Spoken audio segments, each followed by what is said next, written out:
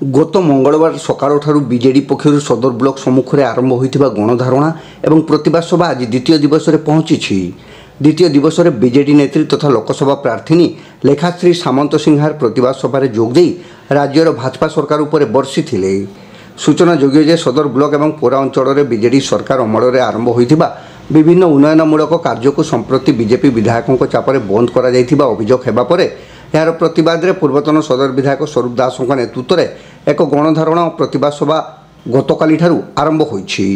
गतकाली अहोरात्र धारणा पर आज मध्य बीजेडी कर्मी माने निज दाबी नहीं सेठारे अटल रही जेते पर्यंत जिलापाल पहुंची दाबी पूरणर प्रतिश्रुति न देइछंती गणधारणा जारी रहिबो बोली बीजेडी नेतृमंडली प्रकाश करिछंती।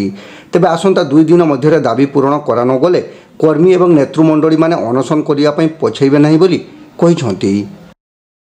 जिते सुधा आमर जो आम मकसद नहीं बसीचु से मकसद समाधान नहले आम ये धारणा छाड़ी जीवु ना। ये धारणा आमर माननीय सदर विधायक पूर्वतन सदर विधायक तो 25 माननीय पूर्वतन मुख्यमंत्री नवीन पट्टनायक जो प्रकल्प जो टंका सैक्शन करते जो सीएम स्पेशल सीएम फंड हो कि एमएलए फंड जहाँ भी हो जो फंड दिखाई लोक डेवलपमेंट काम से कम को आज ये बीजेपी सरकार ताको आज स्टिकत करके बंद कर रखा से इश्यू को लेकिन आज आम इश्यू को लेकिन आज ब्लॉक घेराव करुचु जिते सुधा आमर ये आमर डिमांडटा आमर पूर्ण न हो आम ये ब्लॉक को छाड़ी जीवु ना।